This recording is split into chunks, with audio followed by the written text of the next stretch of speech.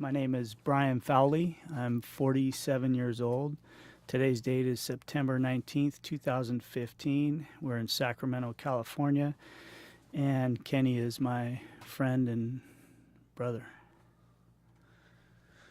My name is Kenny Blasingame. I'm 39 years old. It's September 19th, 2015, and we're here in Sacramento, California. I'm here with my best friend, Brian. He's been my mentor and brother for a long time. So, mentor and brother, that's an honor for me. Let's talk a little bit about the circumstances that brought us together into a relationship. Yeah, so let's start out. I was serving a 19 years to life sentence. I was sentenced to 19 years to life when I was 17 years old in 1995.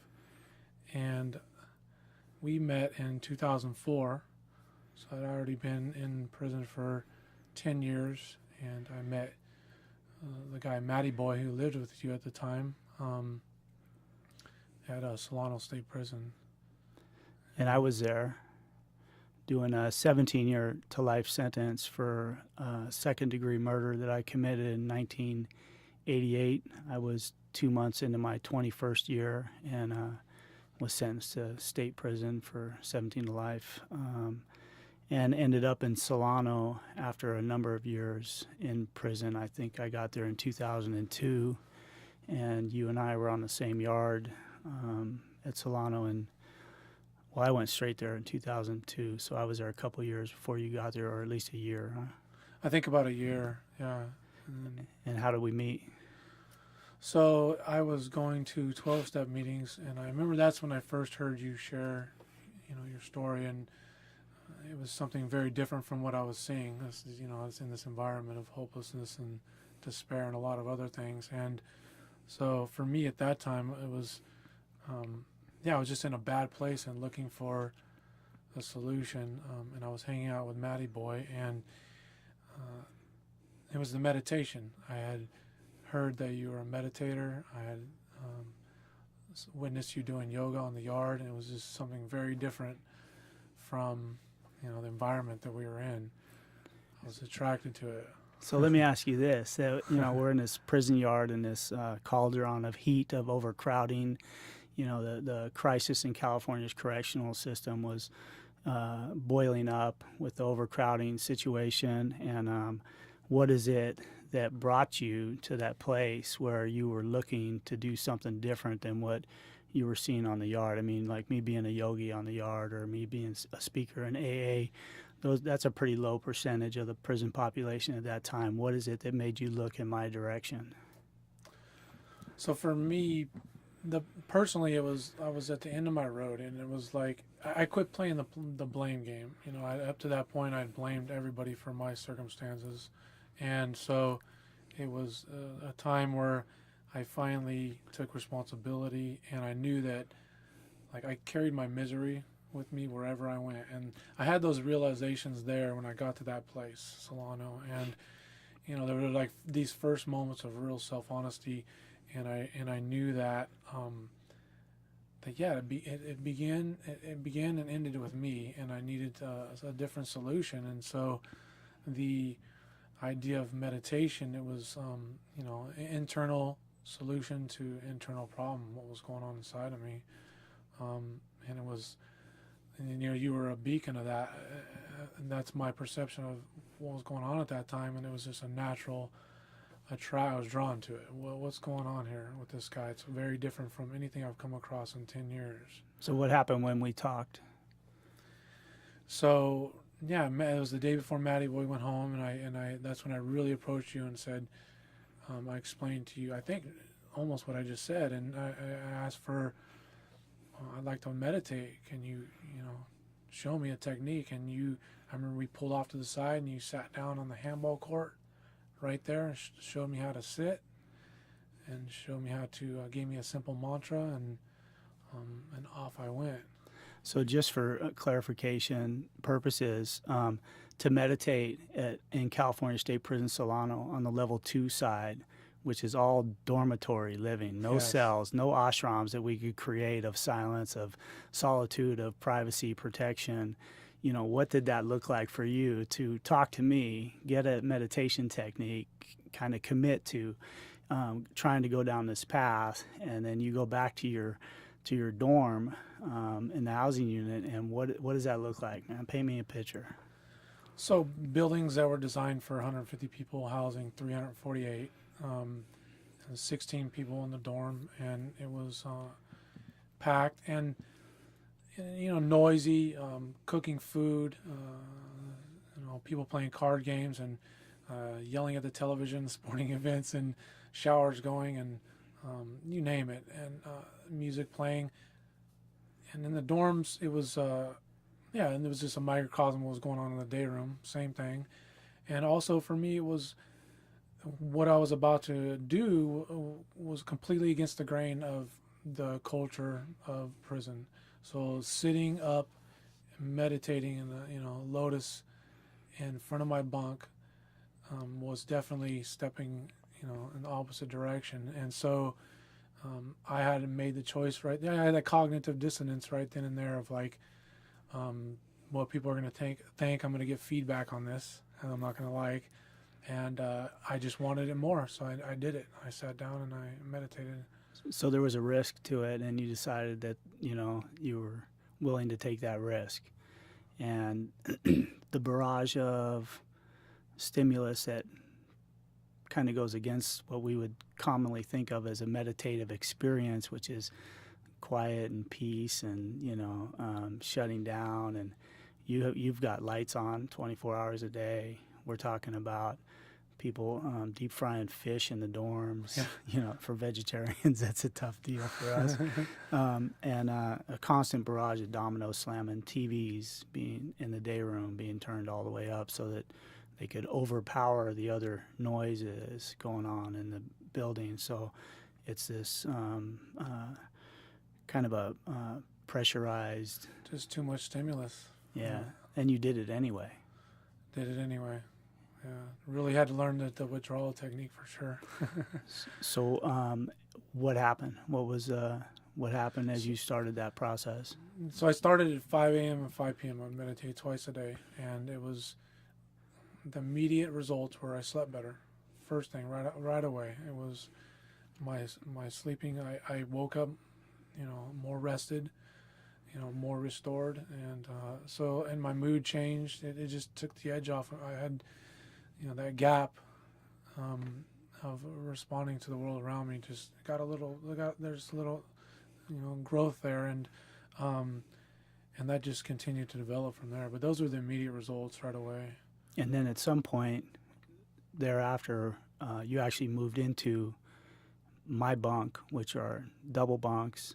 I was on the bottom. You came over and moved into the top bunk so that we could go down this path of two things. One is the meditative practice and our recovery 12-step orientated lifestyle that we were trying to live, right?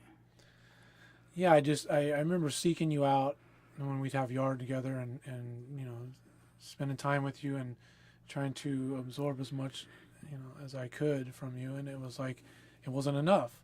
And I knew you guys were having your groups and your meetings over there, and I just knew that it was time to move on and leave behind some friendships that were not serving me and not helping me move in the direction I wanted to go. And it was like it was time to make a change. And you had already been. It was apparent you'd already been doing it for a while. I mean, you'd been on this path for what, 8 years or more at that time. Yeah, I started meditating in '98. Got clean and sober in 1997. So about a year into it, I started meditating twice a day. Started practicing yoga. Was determined and had left Jamestown State Prison, or Sierra Conservation Camp is what it was called, to go to Solano, but I left a community that I had kind of helped to build with like-minded people, a weekly meditation program, and went down into Solano, which was kind of like a chaotic open-ended dormitory living, from the cell living that I had been in for 14 years prior to that.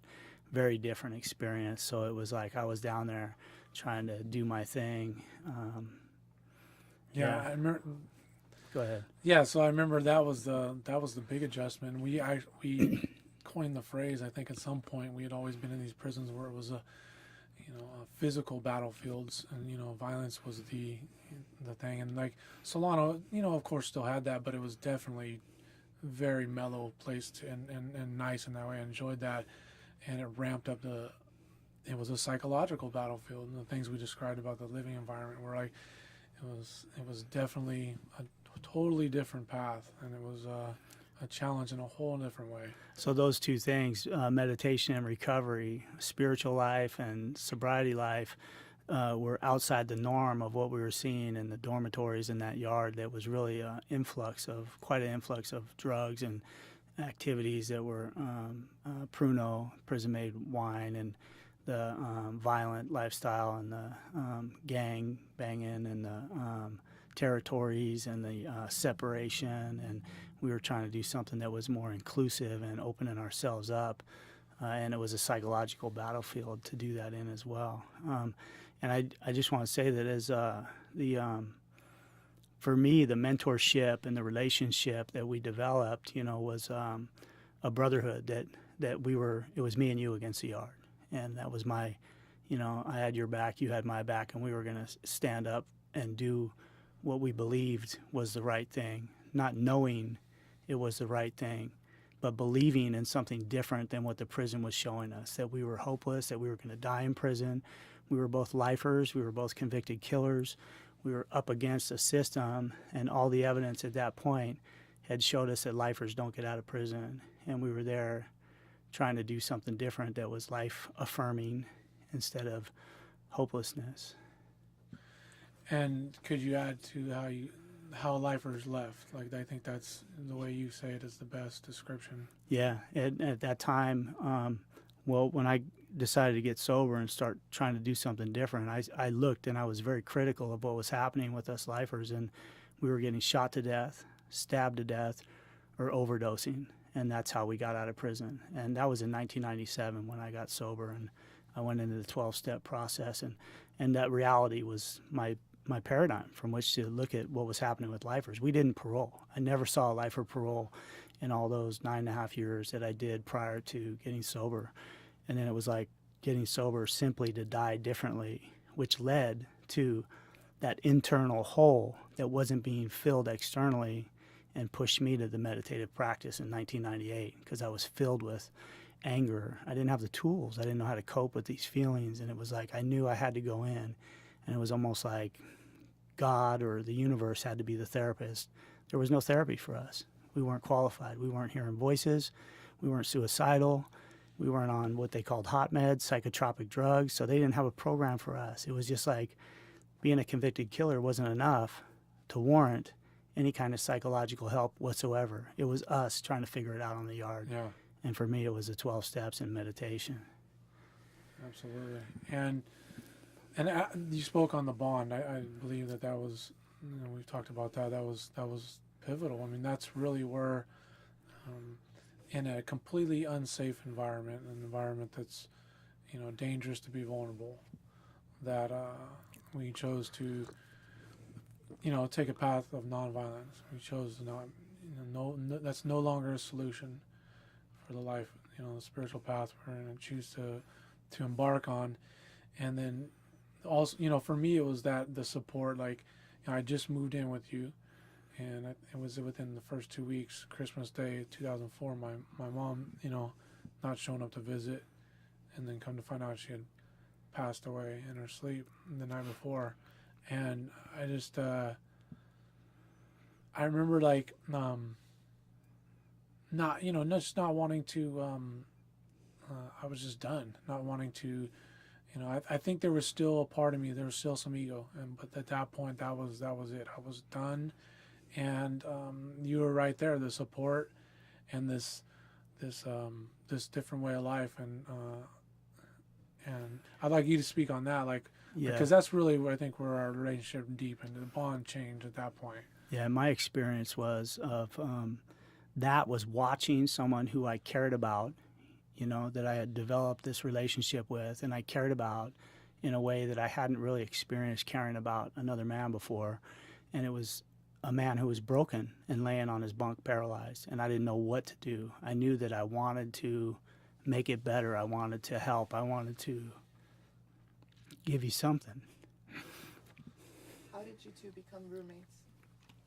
Bunkmates?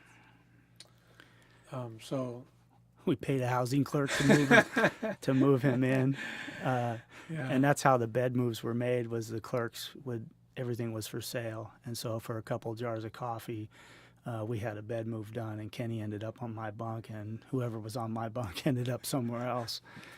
So that's the prison system in a nutshell. So I didn't know how to handle that. I had never had that kind of relationship, and I came from a long history of broken relationships and damaged relationships and lack of trust, and my issues and feeling like wasn't qualified to have relationships, to having you on my bunk and watching your mom there every weekend for you, and then she died as you were waiting for her to show up. You were waiting to get the call, and I didn't know how to handle it, but I stayed the path. I stayed by you, and I was just there. I think that was the only thing I could offer was presence. And out of that, what I saw was your diving into the 12 steps to try to get a hold of some internal stuff that was, tearing you up, and you chose to come in instead of go out. And what I mean by that is you didn't go hurt somebody. You didn't go pressure relief valve and violence. You didn't go get loaded. You didn't go, do something destructive. You went inside instead of out, probably for the first time. yeah, absolutely. At first, it's been, yeah, my whole life was going away from discomfort, and I remember you told me that in the beginning. It was like when we start doing this work, when you get uncomfortable, that's the direction we're going, and then also with experiencing the grief of losing my mom, you would pull me up and remind me to feel it and just let it happen, and I attribute that to the processing of that in a healthy way. Being able to just go through it instead of trying to stuff it, because everything in the environment was stuff it and move on. Don't show anything. So yeah, and then just starting to do the work, starting to write out the the things in my life that were secret, and get them on paper, and sharing them, and just and on the work continued from it just began right there, and finding solutions that were new ways to Would you say that you had to find a new way to view the prison, like a paradigm shift to change your frame of reference from what you had viewed it as you got into this internal work? Absolutely. Absolutely. It was totally this separation of like, what is this culture, and what are the ways of thinking and the ways of doing things that are prison criminal principles, basically, and guidelines, and then what is what are the ones that I've taken on that I need to discard now, and what are the ways in which I was raised that were actually right that I don't live by and I need to go back to, and then what are new tools to incorporate that work that are healthy and pro-social. And it was like, and then it's perceiving things and changing perception of the world around me and approaching people in a different way. How did your perception of yourself shift? I'd say that was a gradual thing. It was I was just became honest. I quit telling myself these lies about like who I was, and what I had to be and keep up this persona. So that was the first shift. It was just a self-honest evaluation. The only way to change is to first acknowledge what's going on, man. Good and bad. If it's ugly, it's ugly. Don't try to change it. Just call it what it is and how do we solve it? How do I work on it? I remember having to become okay with not being able to fix it. That, my idea was always I wasn't good enough. I was a sinner. I was a sinner. I was a sinner. So what's the point? So I went the other direction. And I got to that place of, in this path we were on, that I had to be okay with just doing the best I could today. And that was all I could do, and to stay the course. To stay the course instead of giving up and going back to the old impulsive, reactionary, feeling changing behavior, or going so extreme to the other direction that I felt like I had to fix it or that I was all good, because I knew that I was just okay the way I was, and becoming okay with that was a place I had to get like comfortable with some ungroundedness in that, and that was not easy to get to that. I think it took a lot of work with the feelings, which I could never identify before. I never even had the vocabulary to identify it. I learned that in prison. I learned how to identify, I'm more than frustrated or angry. I'm, hurt or scared, or, I'm intimidated, or, I'm feeling some self-confidence issues. Yeah. So I think my persona or my idea of who I was changed gradually. And I can remember too praying that I never like prayed to get out of prison. I never had that idea that this wasn't the way it was supposed to be. I thought it was just about me getting to the place of being okay with the way it's supposed to be, and dying in prison was going to be okay. It was just a matter of I wanted to know God on every breath, and I would just breathe that there was all kinds of prisons in the world. I knew that geography wasn't going to be the ticket. It wasn't a geographical location. Freedom wasn't outside the gate, because we saw that in these guys coming back, in and out, in and out, in and out. They only get out to come back. And I knew I wanted something different. I didn't want to get out to just come back. I would have rather died staying the course right where I was. And that was like a turning point of internal freedom.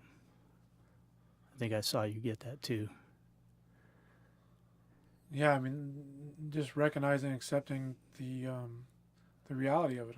The only the lifer knows that conversation that we all had with ourselves, and about our reality of that's the reality. We're dying in here, and wanting to do it a different way, wanting to have some. If I'm gonna do that, I want to have some peace in my life. And yeah, really like finding peace in that. Like it's okay. Like the mind, instead of this coming up with these unhealthy ways to deal with that reality, which we saw all around us. Let's talk about that for a minute. What we saw other guys do, because we watched each other, the lifers, and we saw the different crews going in different directions, right? And we were on a different path and developed a crew. We had, 3, 4 of us. It was always me and you, but people would come because they were attracted to something different. They could see that might be a ticket out. But when I came in to die differently. I came in to die differently than getting shot to death, stabbed to death, or overdosing. And I got tricked into living the life sentence. I lived it. I didn't die of it. Right. I didn't sign up for that when I came in. I didn't know that was going to be a consequence of right living or spiritual living, or not letting my fear paralyze me, meditating on the floor in front of my bunk anyway, doing 12-step stuff, working with other guys, becoming a guy who was living a clearly different lifestyle than the prison paradigm had me painted into. It was interesting to me to see like guys that you could just tell and feel it, like the ones that wanted to partake in what we were doing, but were afraid. They couldn't, for whatever internal reason, they could not. They couldn't do it. They couldn't do it, and sometimes I think those were some of our biggest critics. Not directly to us, but we would get through the grapevine feedback, and it was a lot of different paths of avoidance of the reality that we were. Tell me about the Alchemy Group. Yeah, so Alchemy Group was a group. There was 9 of us initially, and wanted to do something different. something more than the 12 steps, like taking on, like, I am my brother's keeper. So holding each other accountable to spiritual principles and meeting once a week and saying, if I see my brother not doing something that's, in line with spiritual principles, to, like honesty and simple things like that, like pulling him up on it on a week, when we would meet. And then, also doing introspective work as well. So with that introspective work, let me just paint a picture of the dorm. 348 men, no walls, no doors, right? So Right. complete exposure. Everybody can see everybody all the time. And the Alchemy Group sat down on the day room floor in front of D dorm in 14 building, right? Mm-hmm. In a circle.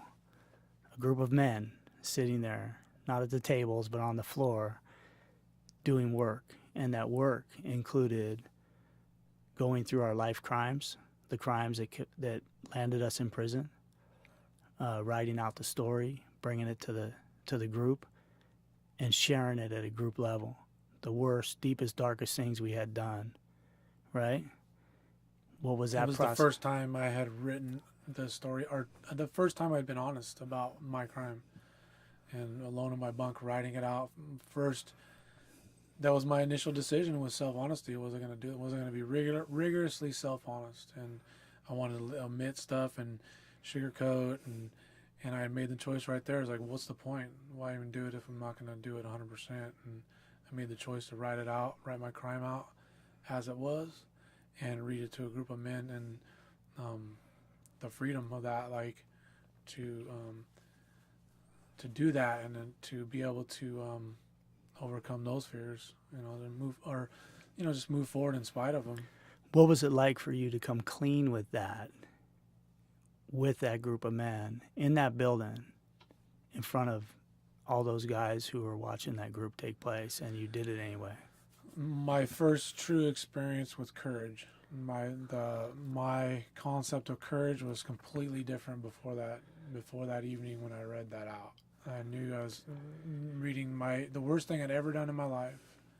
I was reading it to a group of men in a place that, like I said, to be vulnerable is something that's ingrained. We don't open up to anybody. Pretty high risk environment. Pretty high risk environment. So it was, sharing that in front of all those people. So that was like, and the weight lifted off. It was like to finally just get it out into the light and to, move forward instead of having it weigh me down.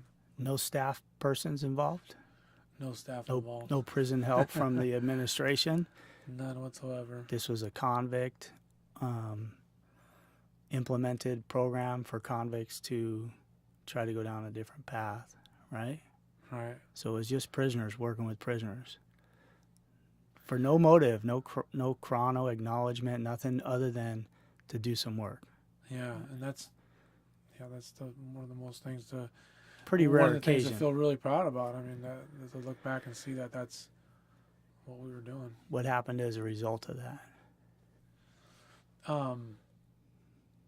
I mean, it set me on fire. For me personally, I just wanted to get. I was hungry. I felt the results. And I just got hungry. I wanted to do more work. Writing. I just remember on my bunk and writing, for hours and hours journaling. You had showed me how to journal. Basically, I didn't even know how to journal. And without, editing, just write, free flow, and just write and dig and introspectively and working steps and doing, the projects you would, line us out on. How did it look for you, like directing that? Because you were the one that had you knew these programs, these exercises is the word, to, bring about this work. What was it like for you on that end? It was always a challenge, like not to put too much heat on it, because I knew that we would lose people, like you had said. They want to come in and do the work, but fear would stop them. And here we were, and we started slow, gradually chipping away, and created what I think was a safe environment. It was almost like we were in a shell, a bubble on the day room floor, and everybody was around, people walking on the tiers, everything was happening around us, and we just got focused, eye-to-eye contact, and experienced intimacy as men. Intimacy that none of us, I think, had experienced before in relationships. And it was a bond of honesty, of truth, of rawness, of authenticity that I don't think any of us had experienced. And the result of that was that I think that we grew as men, as spiritual men, to a level that we were willing to take just about any risk that would come down the path. Like, we realized we were unstoppable if we wanted to go any direction on the yard. And I think we did. We were all on fire. We all Right. got a little healthier. We all experienced some vulnerability, which, we all had those issues coming in. Most convicts have self-esteem issues, self-image issues, and we kind of started building esteem and trust and relationship. And I think that's the thing that I most value out of our time together, because we spent 8 years on the same bunk. You and I were on that same bunk for like 8 years. Yeah. I got to experience relationship in a new way. And today I know that spirituality is through relationship, that my job is to be vulnerable, to need people in a place that told me I don't need nobody for nothing. That was my mantra from a child when I left home at 14 to go to the streets was, I don't need nobody for nothing, man. Right. And I spent my life reinforcing that. So it went the other direction for me. And it was monumental. There's no way that I would be who I am today without that relationship that we had. So the results, I mean, first, the path we chose was against the grain, and everything was against it. The system, the guards, the attitude, the comments, the feedback through the grapevine, and that negativity, and then continuing to, like, there was no payoff other than what we've talked about, that piece where you're just wanting to live this way, and it's like, we believed in it enough to knowing that we were going to face all that to continue on, and then it's like, now the results, like, it is the reason that we got out of prison. It's not, that wasn't the result, getting out of prison. It's just one of the many byproducts of like living that path. We just naturally, so we get out and we see we were right. Like, it's not like this blind faith where we just kept pushing, knowing what we were doing in our hearts right. Now we have actual concrete evidence that we were doing the right thing. So let's talk about that, because we've probably got like 8 minutes left, and we got out. we went in to die in prison, and I remember consciously in my county jail waiting for the bus to the joint, telling myself I'm going to go die as a convict. So I made a decision I was going to be the best convict I could. That was, my bar was set real high, and Right. and I'm out of prison. And how does that happen for us? So we should talk about that and get some of that on the table. For you? Yeah, so I was released January of 2012 after 18 years and 3 months. And you got out a year before me. I left in February of 2011 and went through 6 parole consideration hearings, was granted parole in 2009, and waited the time period and had the governor, Schwarzenegger, reverse that decision at the last minute. Last day. Yeah, and I was told by a prison guard that I wasn't going home, and I had to go through the process again, go back in front of the board, and they granted my release again, and mapped out how Schwarzenegger was wrong in his decision. And then I went through the process again. Jerry Brown had become governor of California, and he let the date go through, the parole grant go through, and I walked out of prison on February 11th, 2011. So I left you behind, which was the hardest thing. I want to touch on that because it broke my heart to leave you behind. And as they drove me out, Tapia, Grenowig, and Johnson Robinson drove me out, there you were at the R&R Cyclone fence, with your fingers through the fence, and the most important person in my life, and I had to leave you. Yeah, and of course the you never know. I mean, you never know if we see each other again. And I remember that was what was on my mind, because I definitely was in a good situation for myself to have an opportunity to get out like you did, but you never know. You never know, and I remember that was part of what went through my mind, is that might be it, because that is a lot of the experience that we have when we saw people leave, and there's you never see them again. And what happened? And I got out a year later. Yeah, so How? yeah, so 2 hearings I was denied, and I went to court, and the judge overturned the board's decision, told them why they were wrong, and sent me back before the parole board. In my 3rd hearing, I was granted parole, and in January, Jerry Brown signed my, did not review or deny my grant of parole. And just real quick on, a statement from him about his belief that, all human beings are redeemable. That stuck with me, that he made that statement, and that was how he was raised and something he believed in. And I think that is the dividing line on people's opinion about corrections, and human beings being redeemable and valuable still as humans no matter what. And we are. And we have been functioning citizens. And I got to say, it took some time for me to come around the bend on it. I mean, it was, it wasn't like I went into prison and changed. I went into prison and got worse. No I doubt. became Good addicted. point. I used substances in prison that I never used on the streets. I became a heroin addict in prison. I never did that before going to prison. I learned that in prison. However, I was, as you had said yesterday, that I was like cooked long enough. I was there long enough for the change to happen, and it happened. And as a result of that, and the path that I took, I came out of prison, and I went straight to the AA community. I did 90 meetings in 90 days, because I wanted to build a foundation. Even though I was 13 years sober, I went into that to build a foundation that had given me what I had. I felt like if it wasn't for those 12 steps and getting sober, meditation would have never opened up for me. Yoga, anything else that was positive wouldn't have opened up. So it was a foundation. And I took a minimum wage job,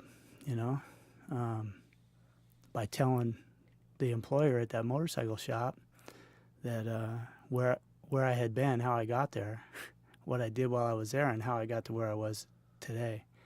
And he hired me and gave me a job. And each job successively after that has been the same circumstance, where they knew who I was exactly, where I'd been and how I got there, and where I was today. And as a result of that, I have a career today as an electrician. I got a bachelor's degree in criminal justice administration with a human services focus. I'm in a master's program at Fresno Pacific in peacemaking and conflict studies. I'm a peacemaker today. And what we did worked. I think that's the point. And the bond that we had going through it together made me a more vulnerable man, an open man, and the relationship that I have with you is unlike any that I have with anyone else. Absolutely, the same principles that applied in there apply, or it's the same thing. It's a different playing field, but it's the same. It works, and we're both healthy and living vibrant lives, and contributing to the communities we live in today in a positive manner. Giving back. I'm here giving back to the community that I used to take from. And I think that feels good for both of us to do. What do you do? I teach yoga. So you're a yoga teacher. I'm a yoga teacher. And where'd you learn yoga? I learned yoga on the prison yard. Yeah. I love you, man. I love you too.